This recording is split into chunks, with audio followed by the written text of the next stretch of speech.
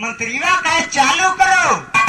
बाबूजी भाई भगवान भोलेनाथ जब खोल के घर घर घर घर घर घर घर घर गिरावे लगलन तो बाबूजी जहां तक उनका मतलब कि पेशाब गया वहां तक धरती एकदम लप लप लप लप लप लप लप यानी सोना ही सोना।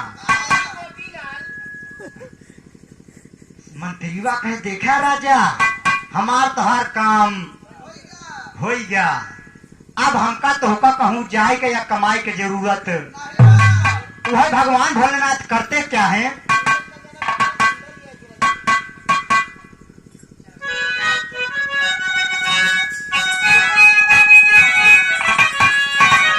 अरे कैले भोलेनाथ बाबा अरे अंता से मुक्त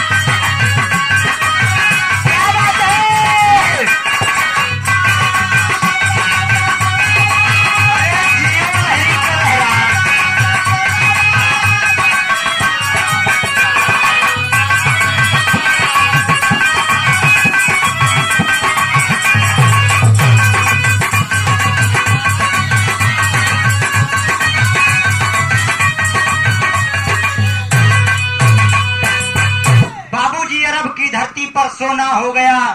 तब राजा कहा कि सरकार जौने देखिए अब तक तो मदारी कह रहा था लेकिन अब सरकार कह रहा है, पासा तुरंत ही पलट गया। कहा सरकार आप हमारे राज दरबार में रह जा, आपका जौन जरूरत होई जौन खाबा तौन खवाऊ। भगवान भोलेनाथ कहने हमका कुछ न चाहिए, सिर्फ एक गोला भांग चाहिए। सारी व्यवस्था हो गई।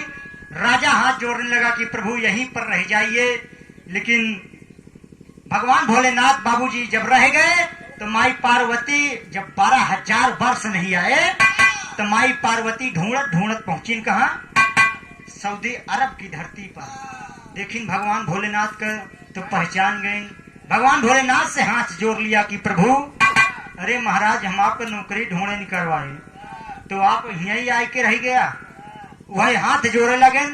तब माई पार्वती कहें प्रभु आप हम अपने हिंदुस्तान में चलिए। बाबूजी कैसे भी मना करके माई पार्वती लावे लगलिन। तब राजा कहने लगा कि सरकार आपने हमारे धरती पर इतना सोना उगा दिया, ये बताइए आप क्या लेंगे। बाबूजी भगवान भोलेनाथ कहा हमका कुछ न चाहिए, हमारी लड़कियां दूठी हों। भगवान भोलेनाथ कहें कि 1 अरब रुपया हमका दे दे।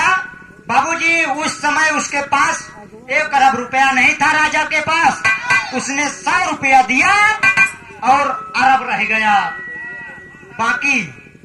तभी से उसका नाम 100 दिया अरब पड़ा। क्या बात है।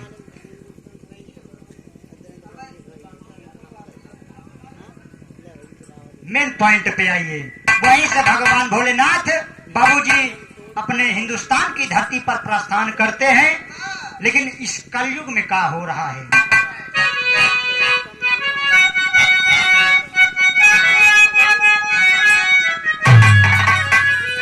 इसी कलयुग में पूजा सब ही अरे भोला के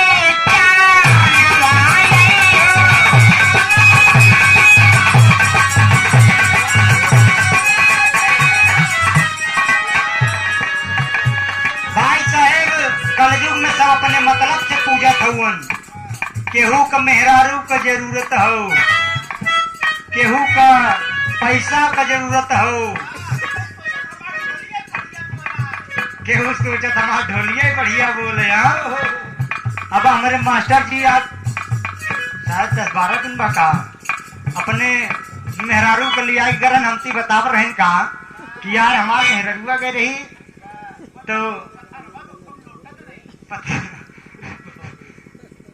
जल चढ़ाए भगवान भोलेनाथ का, और भगवान भोलेनाथ से का कहे कि हमार मन सेधु एकदम ऐसे रहा है, यानी कि टाइट फाइट रहा है, ढोल बजावत रहा है। अब भाई जब बताया हुआ है तो हम जानब ना कि कलयुग में कैले सब ही हरे भोला के पूजनवा, केहू जननवा मांगेला, अब केहू सोनवा मांगेला, अब केहू धनवा मांगे। केहू कहा था हमका इतनी सुघर मेहरारू दे दिया प्रभु, ये समका जोड़ी लगाए देहा कि हमार दू जने के एकदम जिंदगी हाँ तुहार हो गई भाई साहब। हम सब रणुआ ये कुछ न तो करेंगे पड़े।